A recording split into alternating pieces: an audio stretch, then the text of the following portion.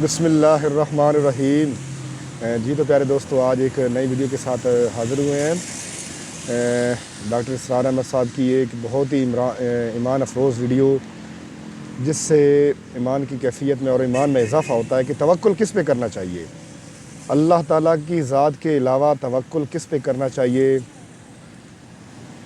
اس وقت ہم دیکھ رہے ہیں کہ ہمارا جو حال ہے، ہمارا جو ایمان ہے، وہ صرف اور صرف دنیاوی اسباب پر ہے، لیکن ہونا یہ چاہیے کہ ہمارا جو ایمان ہے وہ صرف اور صرف اللہ کی ذات پہ ہونا چاہیے کہ توکل کیا چیز ہے۔ یہ آپ ویڈیو دیکھیں اور اس کے بعد اپنی رائے کا اور کمنٹس میں اپنی رائے کا اظہار کریں، اور انشاءاللہ آپ کے ایمان میں اضافہ ہوگا۔ کہ اللہ مسبب الاسباب ہے، وہ اسباب کا پابند نہیں ہے، وہ اسباب کا محتاج نہیں ہے، اسباب اس کے محتاج ہے۔ اگر یہ یقین ہے تو اللہ پر ایمان ہے، یہ نہیں ہے تو تمہارا ایمان اسباب پر ہے، وسائل پر ہے، ذرائع پر ہے، مادیات پر ہے، اللہ پر نہیں۔ اس وقت کہاں راستہ تھا؟ وہ راستہ تھا سمندر ہے، اور ادھر سے لشکر آ گیا ہے۔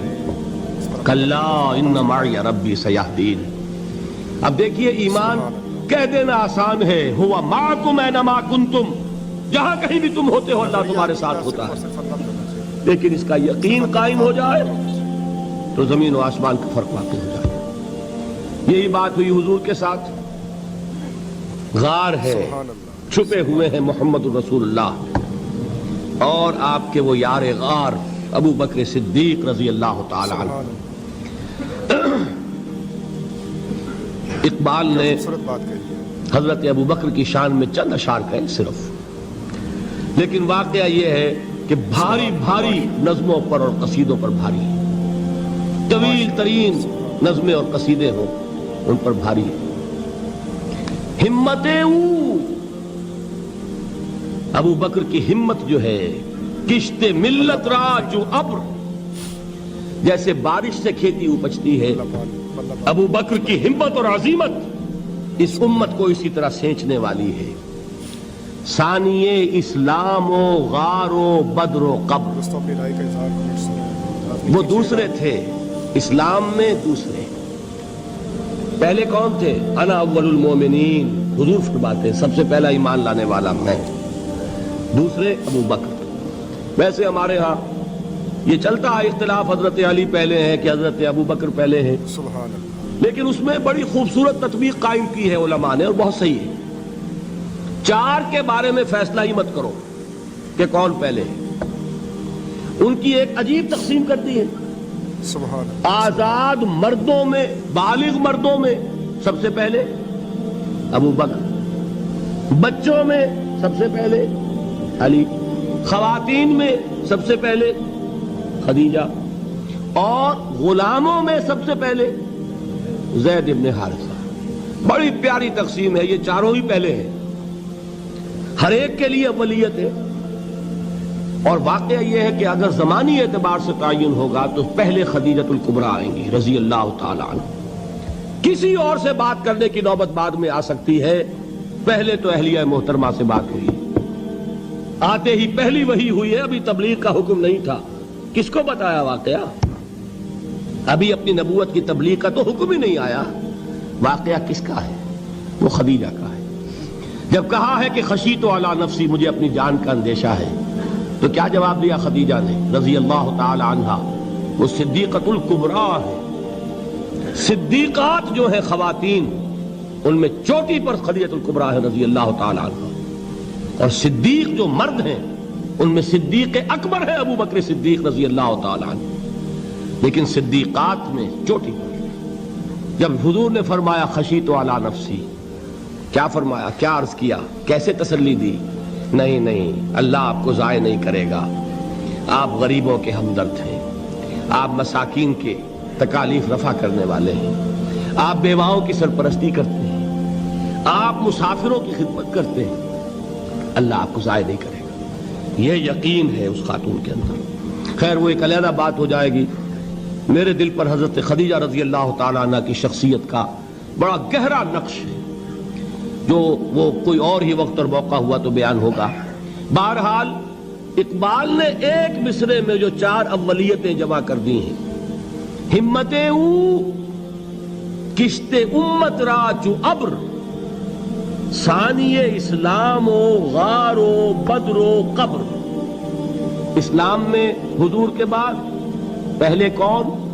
ابو بکر۔ غار میں حضور کے ساتھ کون؟ ابو بکر۔ بدر کی رات اللہ کا رسول سر بسجود، وہ جھاڑ، وہ گھاس پھوس کی جو جھوپڑی بنائی گئی تھی، اور وہاں تلوار ننگی لے کر پہرا دینے والا کون؟ ابو بکر۔ اور اس حجرہ عائشہ میں محمد کے بعد سب سے پہلے دفن ہونے والا کون؟ ابو بکر رضی اللہ تعالی عنہ وصلی اللہ علیہ وسلم۔ وہ جو معاملہ میں سنا رہا تھا غار ثور کا، حضرت ابو بکر بھی حضور کے خیال سے لرز گئے ہیں۔ آپ کو یاد ہوگا کہ جا کر پہلے تمام جتنے سوراخ تھے انہیں بند کیا ہے۔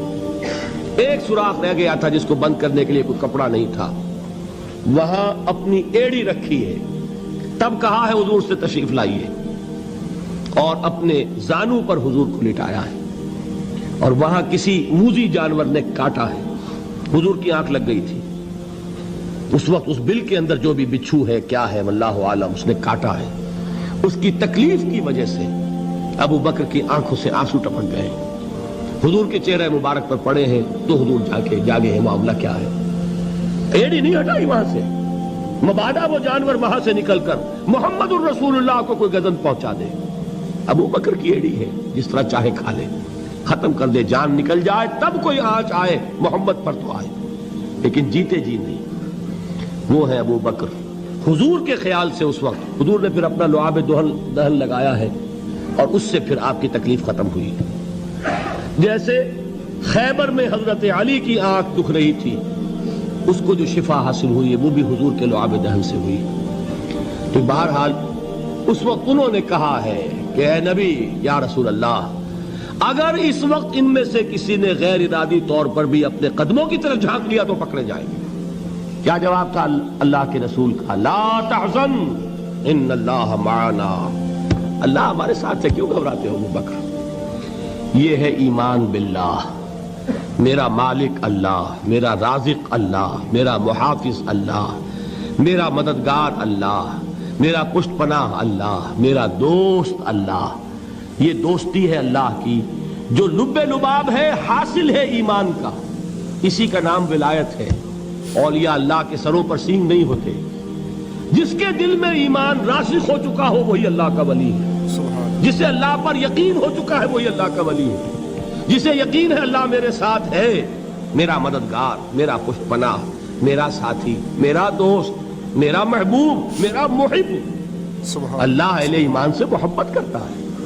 واللہ یحب الصادقین، ان اللہ یحب الذین یقاتلون فی سبیلہ صفا کانہم بنیان مرصوص۔